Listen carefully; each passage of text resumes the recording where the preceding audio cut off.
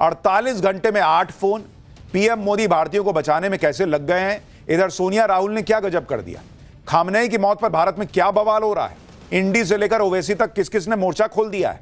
Iran America युद्ध को लेकर भारत में हो रही सबसे शॉकिंग पॉलिटिक्स का चैप्टर अब आपको दिखाता हूं। ईरान और अमेरिका के बीच भयंकर युद्ध चल रहा है, दुनिया की नजर उस पर है, लेकिन यहां देश में इंडी वालों की पॉलिटिक्स अलग लेवल पर चलती है। भारत में इंडी गठबंधन पीएम मोदी पर हमले कर रहा है। आप देखिए कि युद्ध ईरान अमेरिका के बीच हो रहा है, लेकिन भारत में पॉलिटिकल युद्ध शुरू हो गया।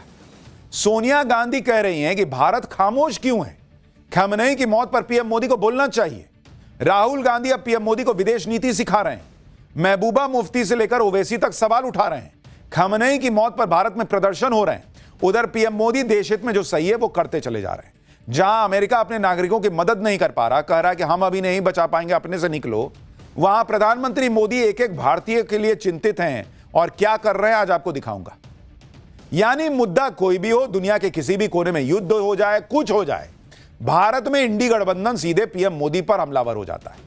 लेकिन इनको यह नहीं दिखाई देता कि जब दुनिया के कई देश अपनी सुरक्षा को लेकर परेशान हैं, भारत में ऐसी कोई टेंशन नहीं है। आज की डेट में पीएम मोदी किस तरह से नेशन फर्स्ट की पॉलिसी पर काम कर रहे हैं और कैसे भारत के हितों को सुरक्षित रखने के लिए किस किस को फोन लगा रहे हैं आज आपको दिखाऊंगा। खामनेई की मौत पर इंडी गठबंधन कैसे पॉलिटिक्स कर रहा है। वॉर जोन में फंसे भारतीयों को पीएम मोदी कैसे निकालने के लिए लग गए हैं। अब इसका चैप्टर आपको विस्तार से दिखाऊं, उससे पहले ट्रेलर देखिए।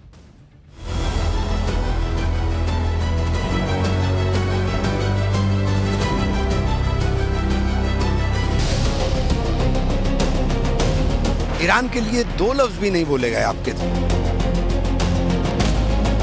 भारत के ये वो लोग हैं कि जो वहाँ के एजेंट है, वहाँ के मतलब ये चमचे हैं, उनको वहाँ से ये फंडिंग होती है।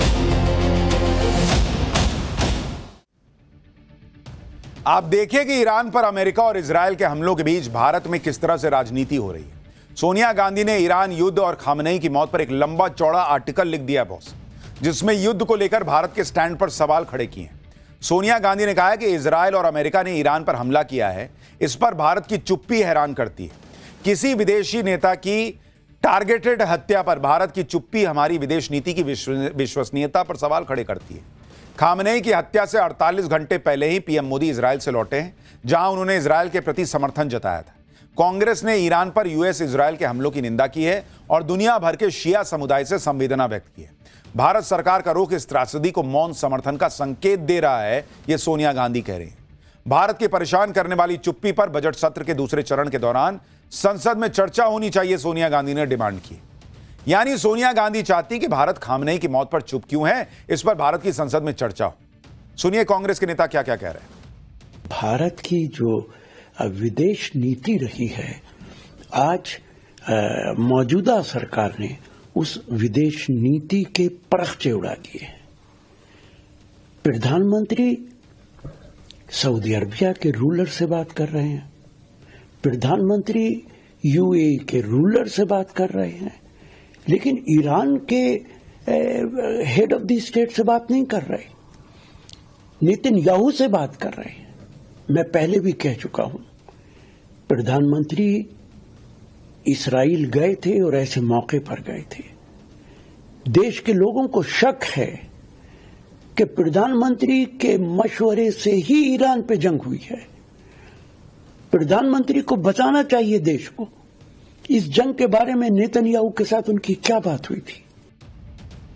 इजराइल पहले ही साफ कर चुका है कि प्रधानमंत्री नरेंद्र मोदी जब दौरे पर आए थे तो उन्हें ईरान पर अटैक होने वाला है, ऐसा कुछ भी नहीं बताया गया था। दूसरी बात कि जहां तक भारत की विदेश नीति की बात है, रूस यूक्रेन का युद्ध चल रहा है। पुतिन नरेंद्र मोदी के बहुत अच्छे दोस्त हैं, रूस भारत का बहुत अच्छा दोस्त है, लेकिन क्या भारत ने रूस का साथ दे दिया था क्या, या यूक्रेन का साथ दे दिया था? भारत ने क्लियर कहा हम शांति के साथ हैं और जहां जरूरत पड़ी उस हिसाब से फैसले लिए। इसी तरीके से भारत ने क्या अमेरिका का साथ दे दिया है क्या, या ईरान का साथ दे दिया है? भारत आज भी खड़ा है कि भाई हम शांति के साथ हैं। ईरान युद्ध पर भारत के रुख पर राहुल गांधी सवाल उठा रहे हैं। वो राहुल गांधी जो खुद विदेश जाकर भारत के खिलाफ बातें करते हैं, वो अब कह रहे हैं कि ऐसी स्थिति में मौन रहना तटस्थता नहीं है। भारत को संप्रभुता और शांति के लिए खड़ा होना चाहिए और अपनी नैतिक शक्ति को फिर से हासिल करना चाहिए। कांग्रेस के नेता लगातार इस पर बोल रहे हैं। खामनेई की मौत के बाद भारत में किस कदर सियासत हो रही है आप वो भी देखिए। आज कांग्रेस के नेता इमरान मसूद ने खामनेई के भारतीय प्रतिनिधि अयतुल्ला अब्दुल हकीम मजीद इलाही से मुलाकात की। बातचीत में इमरान मसूद ने कहा कि खामनेई गांधी और नेहरू की बात करते थे, वो गांधी की विचारधारा से प्रभावित रहे। इमरान मसूद ने कहा कि भारत की विदेश नीति परंपरागत रूप से ईरान के साथ रही है, लेकिन मौजूदा सरकार कूटनीतिक जवाबदेही से भाग रही। सुनिए इमरान मसूद को। देखिए, ये बहुत बात विचलित कर रही है। ईरान जो हमारा पारंपरिक मित्र है और जहाँ से हमारा व्यापारिक साझेदारी बहुत ज़्यादा है, तेल का 50% आयात हमारा उधर से ही होता है और उसी रूट से होकर आता है। ऐसी परिस्थिति में जब आप यूएई से भी बात कर रहे हैं, सऊदी से भी बात कर रहे हैं, आप इजराइल से भी बात कर रहे हैं, तो हिंदुस्तान को न्यूट्रल नज़र आना चाहिए। और न्यूट्रल हमारी पॉलिसी है, हमारी विदेश नीति है। लेकिन ईरान के लिए 2 लफ्ज़ भी नहीं बोले गए आपके, तो ये बहुत ज़्यादा आश्चर्यचकित भी करता है और दुखी भी करता है। इधर एआईएमआईएम के चीफ असदुद्दीन ओवैसी भी पीएम मोदी की विदेश नीति पर फायर है। उन्होंने प्रधानमंत्री मोदी के इजरायल दौरे की टाइमिंग पर सवाल किया। वजीर आजम को, प्रधानमंत्री को देश को बताना है कि क्या नेतन्याहू ने उनको ये बताया था कि इजराइल ईरान पर हमला करने वाला है, और अगर बताया था तो फिर वजीर आजम को चाहिए था कि वो फौरन, प्रधानमंत्री को चाहिए था कि फौरन अपना इजराइल का दौरा खत्म करके देश को वापस आ। देखिए, एक तरफ तो ये फुल पॉलिटिक्स चल रही है, दूसरी तरफ पीएम मोदी क्या कर रहे हैं अब आपको उसके बारे में बताता हूं, क्योंकि उनकी प्राथमिकता सिर्फ पॉलिटिक्स नहीं है। उन्हें जो भारतीय नागरिक खाड़ी देशों में बड़ी संख्या में रहते हैं, जिसके बारे में मैंने कल आपको पाठशाला में बताया था, करीब 96 लाख 1 करोड़ भारतीय मिडिल ईस्ट में रहते हैं, और वो लोग भी इस युद्ध के बीच फंसे हुए हैं। तो नरेंद्र मोदी क्या करेंगे? ईरान का साइड ले लें और उसके बाद उनको कहेंगे तुम अपना देखो। आप देखिए कि पिछले 48 घंटे में पीएम मोदी ने किस किस से बात की है। भाई, उन्होंने कतर के आमिर शेख बिन हमाद अल थानी से बात की, ओमान के सुल्तान हैथम बिन तारिक से बात की, कुवैत के क्राउन प्रिंस शेख सबा अल खालिद अल हमाद अल मुबारक अल सबा से बात की, सऊदी अरब के क्राउन प्रिंस मोहम्मद बिन सलमान से बात की, बहरीन के किंग हमाद बिन ईसा अल खलीफा से बात की, यूएई के राष्ट्रपति शेख मोहम्मद बिन जायद अल नहयान से बात की, जॉर्डन के किंग अब्दुल्ला II से बात की, इजराइल के पीएम नेतन्याहू से भी उन्होंने फोन पर बात की, और पीएम मोदी ने इन देशों से भारतीयों की सुरक्षा का मुद्दा उठाया। अब जो लोग ये कह रहे हैं कि ईरान में बात नहीं की, ईरान में किससे बात करें? वहां तो पूरी टॉप लीडरशिप साफ होती जा रही है बॉस। और दूसरी बड़ी बात कि इजराइल से भी बात की तो कहा जा रहा है कि वहां भी उनको कहा कि शांति कीजिए भाई। इस क्राइसिस के बीच जो लोग राजनीति कर रहे हैं, ये कह रहे हैं कि भारत ईरान के लिए बोल क्यों नहीं रहा। उनके राज में क्या हुआ था वो भी आपको बता देता हूं।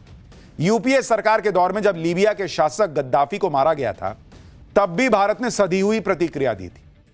साल 2011 में लीबिया पर नेटो समर्थित विद्रोही गुटों ने गद्दाफी के काफिले पर हमला किया था। विद्रोहियों के हमले में गोली लगने से गद्दाफी की मौत हो गई थी।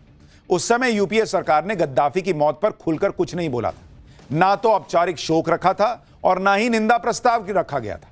यह सब भारत के राष्ट्रीय हितों को देखते हुए प्रतिक्रिया दी गई थी। इंडी गठबंधन को इस बात से दिक्कत है कि पीएम मोदी ईरान पर कुछ नहीं बोल रहे हैं, खामनेई की मौत पर इजरायल और अमेरिका की निंदा नहीं कर रहे हैं। इंडी गठबंधन को यह नहीं दिख रहा कि ईरान युद्ध और खामनेई की हत्या पर खुद मुस्लिम देश चुप्पी साधे हुए हैं। मुस्लिम ब्रदरहुड का नारा देने वाले सारे मुस्लिम देश अपने हिसाब से रिएक्ट कर रहे हैं। इससे भी भारत में बहुत लोग दुखी हैं। पीडीपी नेता महबूबा मुफ्ती ने कहा कि यह बहुत परेशान करने वाली बात है कि ओआईसी यानी ऑर्गेनाइजेशन ऑफ इस्लामिक कोऑपरेशन मूक दर्शक बनकर देख रहा है, जबकि अमेरिका और इजरायल ईरान की संप्रभुता पर खुलेआम आक्रामकता कर रहे हैं। ईरान के सुप्रीम लीडर की शहादत पर उनकी चुप्पी और इसका सारा दोष ईरान पर मढ़ने की कोशिश न केवल चिंताजनक है बल्कि अपमानजनक भी है। ईरान पर निर्लज हमले की निंदा करने के बजाय ओआईसी ने चुप्पी साधना पसंद किया है। एप्स्टीन गिरोह के कारनामों को गुप्त रूप से समर्थन दिया है। यह मुस्लिम उम्मा की सामूहिक चेतना और हितों के साथ गंभीर विश्वासघात का प्रतीक है। महबूबा मुफ्ती सवाल उठा रही हैं कि कहां गई मुस्लिम एकता। ईरान शिया बहुल है, इसलिए जो सुन्नी बहुल मुस्लिम देश हैं उन्हें ईरान में मारे जा रहे लोगों का दर्द महसूस नहीं हो रहा। या उन्हें अमेरिका से अपने रिश्ते बचाकर चलने? कहां गया मुस्लिम ब्रदरहुड, यह सवाल पूछा जा रहा है। खामनेई की मौत पर विपक्ष पूछ रहा है कि पीएम मोदी ईरान से बात क्यों नहीं कर रहे। ऐसे लोगों को देखना चाहिए कि पीएम मोदी इस वक्त कर क्या रहे। पीएम मोदी की प्राथमिकता युद्ध में फंसे भारतीयों को बचाने की है और पीएम मोदी ने पहले दिन से इस प्लान पर काम शुरू किया। युद्ध के बीच जहां सैकड़ों फ्लाइट्स कैंसिल हो रही हैं, लोग एयरपोर्ट पर फंसे हुए हैं, कई जगहों पर हमले के बाद एयरपोर्ट ऑपरेशनल भी नहीं है, ऐसे जगहों से भी भारतीयों को निकालने का काम भारत सरकार ने शुरू कर दिया। आज दिल्ली, मुंबई, चेन्नई, हैदराबाद में मिडिल ईस्ट से back to back flights land हुई। युद्ध के बीच से भारत लौटने वाले यात्रियों की खुशी का ठिकाना नहीं है। आप देखिए वो कितने खुश हैं। ये ऐसे ही आ गए क्या? युद्ध के बीच भारत कैसे अपने नागरिकों को वापस ला रहा, आप देखिए। आज मिडिल ईस्ट में फंसे हुए 2100 से ज्यादा भारतीय देश लाए गए। केबिन क्रू समेत 507 भारतीय दुबई से दिल्ली पहुंचे, 400 भारतीय दुबई से मुंबई पहुंचे, 300 भारतीय दुबई से चेन्नई पहुंचे और 300 लोगों को दुबई से बेंगलुरु पहुंचाया गया। 310 भारतीयों को अबू धाबी से दिल्ली लाया गया है, जबकि 300 यात्री दुबई से हैदराबाद पहुंचे। जो भारतीय यूएई और ओमान जैसे देशों से लौट रहे हैं वो क्या कह रहे हैं, सुनिए आप। मैंने कोई इंतजाम नहीं किया। मैंने 5 दिन पहले टिकट बनवा ली थी, लेकिन 3 दिन पहले 24 आवर के लिए फ्लाइट बंद कर दी गई थी। एयर इंडिया, इंडिगो, सलाम एयर, ओमान एयर सब बंद थी, लेकिन पिछले 24 घंटे से फ्लाइट खुल गई है, तो हम आगे इजीली, कोई दिक्कत नहीं है। रास्ते में भी कोई परेशानी नहीं हुई, कोई दिक्कत नहीं है। एयरपोर्ट का रास्ता भी क्लियर है, कोई दिक्कत नहीं हुई। वहाँ का प्रशासन भी हमें बहुत सहयोग कर रहा है, वहाँ की सरकार भी हमें सहयोग कर रही है। लेकिन डिफेंस सिस्टम बहुत अच्छे से काम कर रहा था, तो कोई भी मिसाइल गिरी नहीं, सब वहीं स्काई में ही एक्सटिंग्विश हो जा रही, इंटरसेप्ट हो जा रही। नहीं, कोई परेशानी नहीं, कोई दिक्कत नहीं है। ओमान में कोई दिक्कत नहीं है, कोई परेशानी नहीं है, आराम से आए, कोई दिक्कत नहीं है। उधर ऐसा माहौल नहीं है, एकदम शांत है, एकदम कोई दिक्कत नहीं है। आप ये भी देखिए कि पीएम मोदी जिस मुश्किल वक्त में युद्ध के बीच से अपने लोगों को बाहर निकाल रहे हैं, उस सिचुएशन में ट्रंप क्या कर रहे हैं। अमेरिका ने इजरायल में फंसे अपने नागरिकों के सामने हाथ जोड़ दिए। इजरायल में अमेरिकी दूतावास ने अपने नागरिकों से कहा है कि यूएस एम्बेसी इस वक्त इजरायल में अमेरिकियों को निकालने या सीधे मदद करने की स्थिति में नहीं है। अगर आप अपना सिक्योरिटी प्लान बना रहे हो तो कुछ रूल्स को फॉलो कर लेना होगा। इजरायली टूरिज्म मिनिस्ट्री ने ताबा बॉर्डर क्रॉसिंग के लिए शटल चलाना शुरू कर दिया। पैसेंजर लिस्ट में शामिल होने के लिए इवैक्यूएशन फॉर्म के जरिए रजिस्टर करना होगा। यूएस एम्बेसी टूरिज्म मिनिस्ट्री के शटल के लिए कोई सिफारिश नहीं कर सकती। अगर आप इस शटल से निकलते हैं तो यूएस सरकार सुरक्षा की गारंटी भी नहीं दे सकती। जॉर्डन जाने के लिए एलियट तक शटल या टैक्सी से इत्जाक रॉबिन बॉर्डर क्रॉसिंग तक जा सकते हैं। यानी अमेरिका तक अपने नागरिकों के सेफ रिटर्न की गारंटी नहीं ले रहा, जबकि इधर नरेंद्र मोदी एक एक भारतीय को वॉर जोन से निकालने की कोशिश कर रहे हैं। फोन पे फोन घुमा रहे हैं इन मिडिल ईस्ट के देशों के राष्ट्रीय अध्यक्षों को, सुप्रीम लीडर्स को, कि भाई हमारे भारतीयों को देखना जरा आप। वहां पर चार्टर्ड फ्लाइट से लेकर स्पेशल फ्लाइट्स अरेंज की जा रही, और यहां लोगों का बस इसी में है कि इस पे नहीं बोले, उस पे नहीं बोले। खैर, ये तो लोगों को बचाने की बात है, लेकिन भारत बॉर्डर पे ऐसा क्या कर रहा है भाई कि पाकिस्तान पैनिक में है। अगला चैप्टर, बॉर्डर पर भारत ने ऐसा क्या किया कि पाकिस्तान चिल्लाने लगा कि भारत मारने आ रहा है। 5 से 12 मार्च के बीच भारत बॉर्डर पर ऐसा क्या करने जा रहा है कि मुनीर एंड कंपनी का गला सूख रहा है। पाकिस्तान के अंदर कितने मोर्चे खुल गए हैं, अब इसका चैप्टर। भाई, हमला अमेरिका ने इजरायल के साथ मिलकर ईरान पर किया, लेकिन सबसे ज्यादा पैनिक में पाकिस्तान है। पाकिस्तान चिल्ला रहा है कि भारत मारने आ रहा है, भारत मारने आ रहा है। मुनीर एंड कंपनी का गला सूखने लगा है। आप देखिए कि पाकिस्तान के राष्ट्रपति कह रहे हैं कि भारत एक और हमले की तैयारी कर रहा है। पाकिस्तान के रक्षा मंत्री कह रहे हैं कि ईरान के बाद पाकिस्तान का नंबर आने वाला है। भारत, इजरायल और अफगानिस्तान मिलकर एक अलायंस बना सकते हैं। आज पाठशाला में आपको बताऊंगा कि भारत ने बॉर्डर पर ऐसा क्या कर दिया भाई कि पाकिस्तान चिल्ला रहा कि भारत मारने आ रहा है, और मुनीर एंड कंपनी का गला क्यों सूख रहा है। लेकिन पहले एक झलक देखिए। इस समय पाकिस्तान में हड़कंप मचा हुआ है। वहां के राष्ट्रपति ने क्या कहा है, पहले उसको सुनिए। पाकिस्तान के राष्ट्रपति कह रहे हैं कि भारत कभी भी मार सकता है। पाकिस्तान के रक्षा मंत्री अलग घबराए हुए हैं। ख्वाजा आसिफ ने कहा है कि इजरायल के इशारों पर ईरान पर जबरन युद्ध थोपा गया है ताकि पाकिस्तान के बॉर्डर तक पहुंचा जा सके। आगे ख्वाजा आसिफ ने कहा है कि आने वाले वक्त में इजरायल, भारत और अफगानिस्तान के साथ मिलकर नया अलायंस बना लेगा, जिसके जरिए पाकिस्तान को निपटाने की कोशिश होगी। इसके लिए ख्वाजा आसिफ ने दलील दी कि पाकिस्तान और ईरान के बीच 900 किलोमीटर से ज्यादा का बॉर्डर है, और ईरान पर हमले बढ़ते हैं तो ईरान से लगी पाकिस्तान की सीमा भी सुरक्षित नहीं रह पाएगी। यह डर इसलिए है क्योंकि रक्षा मंत्री राजनाथ सिंह ने क्लियर कट मैसेज दे दिया है। आज मैं कहना चाहता हूं, वह सिंदूर ऑपरेशन अभी रुका नहीं है। पाकिस्तान यदि अपनी हरकतों से बाज नहीं आया तो आज मैं फिर से रक्षा मंत्री होने के नाते कहना चाहता हूं, बहनों भाइयों, इस बार हम ऐसा जवाब देंगे कि दुनिया देखती रह जाएगी। बहनों भाइयों, इस बार माफ नहीं किया जाएगा किसी भी सूरत में। पाकिस्तान की घबराहट की कई वजह हैं। बॉर्डर पर जबरदस्त तैयारियों के बीच भारत ने एक बार फिर नोटाम जारी कर दिया है। इस बार 5 मार्च से 12 मार्च के लिए नोटाम जारी हुआ है। यह नोटाम भारत पाकिस्तान के राजस्थान से सटे बॉर्डर के लिए जारी हुआ है। इस तरह के नोटाम एयर स्पेस को रिजर्व करने के लिए तब जारी किए जाते हैं जब उस इलाके में बड़ी वॉर ड्रिल होने वाली हो, ताकि सिविलियन एयरक्राफ्ट को किसी तरह का नुकसान न हो जाए।